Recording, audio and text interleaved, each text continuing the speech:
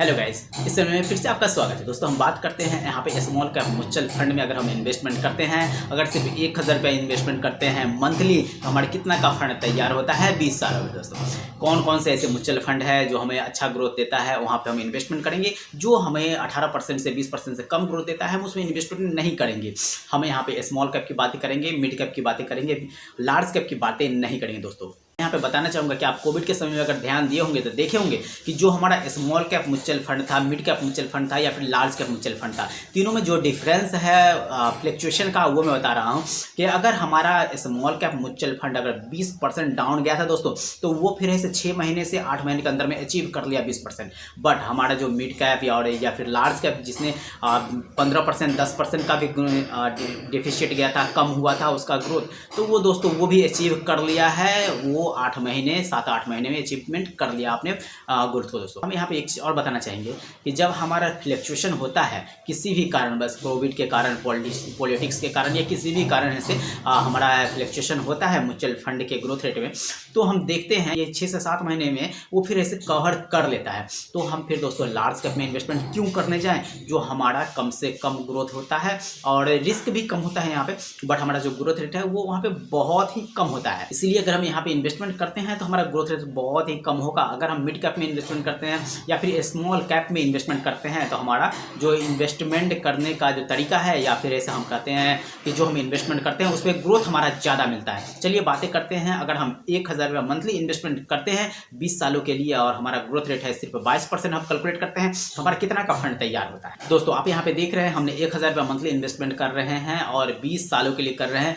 अगर हम interest rate की बातें करें, ग्रोथ रेट की बातें करें, तो हम सिर्फ 22% कैलकुलेशन में रखे हैं। बहुत सारे मैं वीडियो लेकर आया हूं जहां पे मैंने लाइव दिखाया था कि ये 50%, 40%, 30%, 25% हर तरह का ऐसे इंटरेस्ट रेट, ग्रोथ रेट ऐसे म्यूचुअल फंड देती है।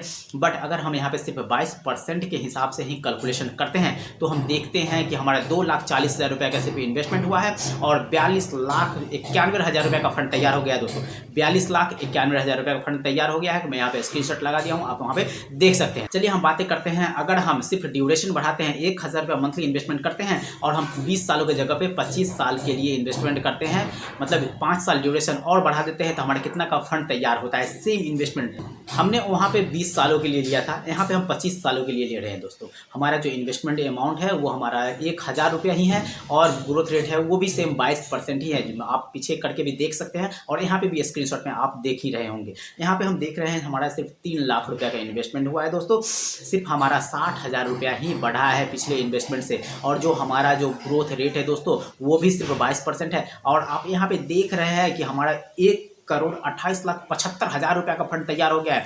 कहाँ दोस्तों ऐसे लगभग 42-45 लाख रुपए का वहाँ पे फंड तैयार हो रहा था, यहाँ पे 1,28,00,000 रुपये का फंड तैयार हो रहा है।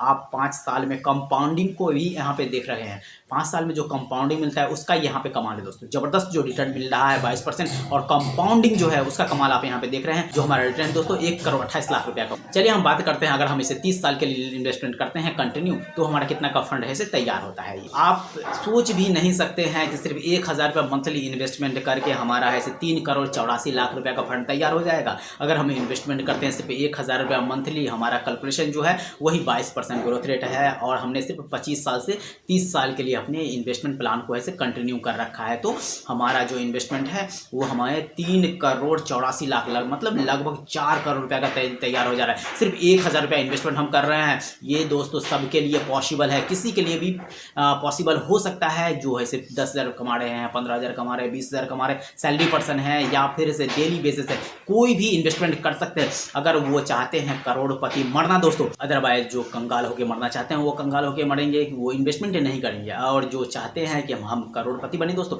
वो इन्वेस्टमेंट करें सिर्फ 1000 रुपया मंथली और यहाँ पे 3,84,00,000 रुपये का फंड तैयार हो जाएगा सिर्फ 30 सालों में।